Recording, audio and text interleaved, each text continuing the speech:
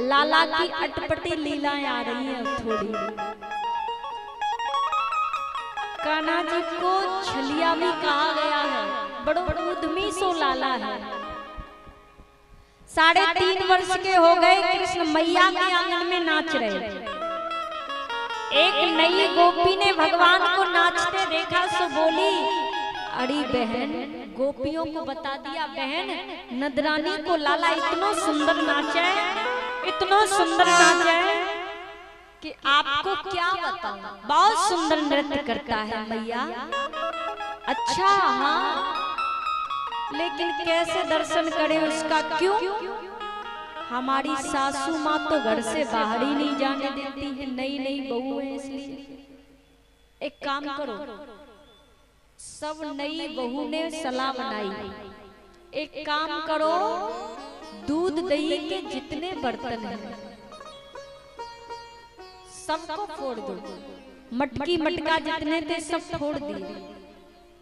जब सब फोड़ दिए, सासू माँ ने पूछा, अरे बहू ये बर्तन किसने फोड़े? सासू माँ पूछ रही है, ये बर्तन किसने फोड़े? बहू बोली, वही नंदरानी को लाला आयो भाई ने फोड़े। समझ रहे हैं? भाषा समझ आ रही है? नहीं, ये हमारे घर की भाषा है, यानी कृष्ण के घर की, तो हमारे घर की। नंदरानी के लाला ने ये फोड़े हैं, अच्छा आज उसी को उलाना देने जाऊं। बहू ने कहा, सासू माँ आपको ज्यादा गुस्सा आता है, हम चली जाएंगे। सासू माँ बोली, ठीक है मुझे गुस्सा बहुत आता है, आप चली जाओ। नहीं नहीं, बहू बोली, मिल गया बहाना, चलो। सुबह सुबह 50-60 गोपी इकट्ठी हो गई, मैया के द्वार पर पहुंची। मैया, हाँ हाँ बोलो। मैया ने देखा कि नई नई बहू मेरे घर क्यों आई? अरे मैया एक बात सुन, बोलो, ये बताओ कान्हा कहाँ है? इसलिए पूछ रही है, अगर हो तो रुके, नहीं तो जाए। मैया बोली, पालने में सो रहा है। कन्हैया उठे सुबह ही, बोले पता नहीं आज कौन सा नाटक बना कर लाई है हमको मैया से पिटवाने के लिए। मैया बोली, का बिगाड़ो मेरे लाला ने, बताओ। गोपी बोली, सुनो, पहली गोपी उलाना देती है, तुम्हारे लाला हमारे घर आते और बछड़ा खोल के भाग जाते। मैया बोली, तो इसमें क्या है? भूखा होगा बछड़ा तो गाय का दूध पिला दिया होगा। नहीं नहीं नहीं नहीं, असमय, गाय दूने से 1 घंटे पहले बछड़ा खोल के भाग जाते हैं, तुम्हारे पता है। फिर हम आते हैं बाल्टी लेकर, तो गाय हमको मारती है, दूध नहीं देती। अच्छा, थोड़ा डांट दिया करो। गोपी बोली, हम जितना डांटते हैं उतना ही और हंस जाते हैं, वो हम क्या करें? मैया बोली, तो हम क्या करें? दूसरी गोपी उलाना देती है, अरे मैया तुम्हारो लाला इतनी माखन की चोरी करे, पूछो ना। मैया बोली, अरे बहन इतनी छोटी छोटी बातें लेकर आना, मेरे लाला का 4 आंगुल का पेट है, मुट्ठी भर की कमर है, जितना खा ले उतना तुम मेरे घर से ले जाओ। अच्छा हाँ, कोई बात नहीं, मटकी ऊपर लटका दिया करो छीके पे। गोपी बोली, हमको मन सिखाओ। एक दिन हमने छीके पे बांध दी, तुम्हारे लाला आए, सखा ले आए वृंदावन के अपने ग्वाल वाला, एक लचायो, एक और लचायो, बाकी ऊपर एक और, बाकी ऊपर एक और, बाकी ऊपर एक और, फिर ऊपर चढ़ गए, मटकी उतारी। और बहन खुद खाए तो कोई बात नहीं, खुद खाते हैं, वृंदावन के जितने बच्चे सबको खिला देते हैं, चलो कोई बात नहीं। और वृंदावन के जितने बंदर हैं सबको खिला देते हैं, कोई बात नहीं, चलो मटकी भी फोड़ देते हैं। अब हमें इतनी मटकी रोज कहाँ से लाए? मैया बोली, अच्छा थोड़ी और ऊंची करके बांधो, देखेंगे सखा को कब तक लचाएगा। गोपी बोली, ये शिक्षा हमको मत दो, ये भी करके भूल गई। एक दिन तो मटकी मैंने पीपल की डाली पे बांध दी। उसमें था अधजमा दही, तुम्हारे लाला आए और बांस लेकर आए 20 हाथ लंबा, नीचे से मार करके उस मटकी में छिद्र बनाया, अधजमा दही धार बांध के गिरने लगा। नंबर बाई नंबर सब मुंह लगा के पी गए, धरती पर जरा भी नहीं गिरने दिए। मैया बोली ऐसो उदम आनंद रानी। एक गोपी थी 50 साल की, वो चुपचाप खड़ी। मैया बोली तुम भी बोलो, तुम क्या उलाहना लाई हो, तुम क्यों चुपचाप खड़ी हो? गोपी बोली हम क्या बताएं, बड़ी शर्म आ रही है बताने।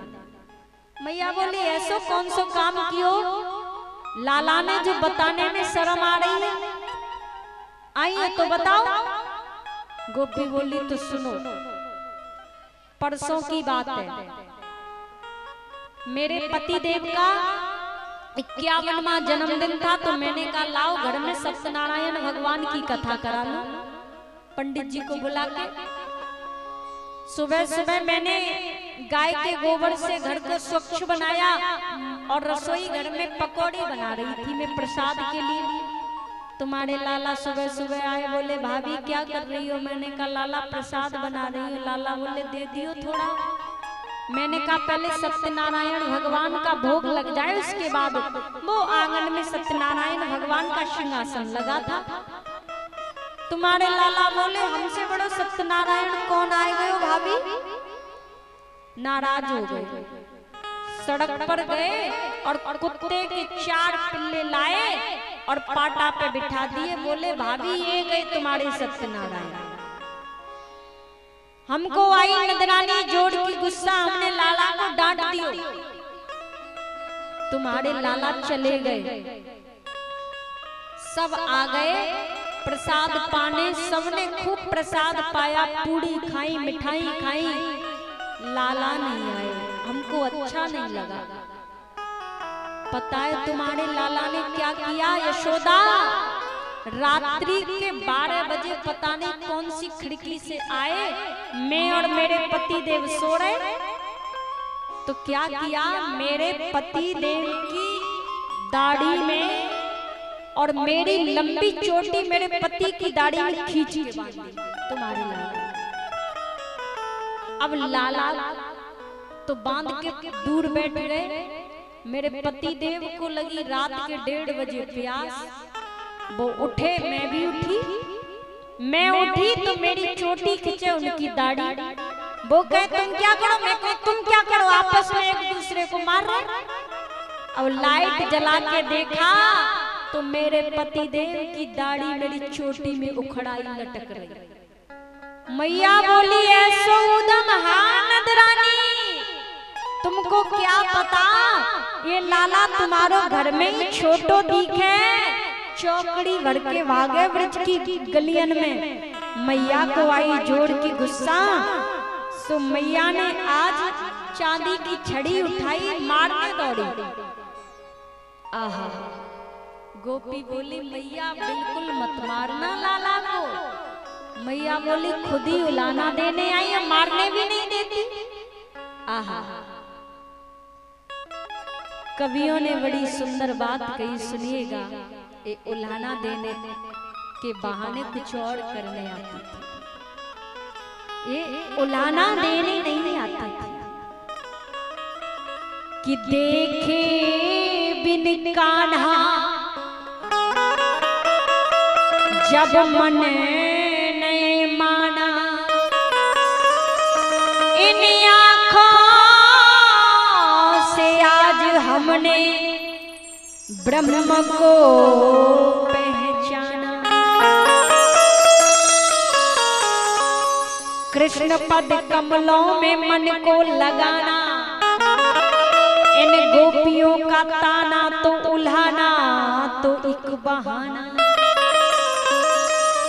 केवल और केवल ये गोपी उल्हाने के बहाने मेरे कृष्ण का दर्शन करने आती थी। ऐसा सुखदेव जी भागवत जी में वर्णन कर रहे हैं।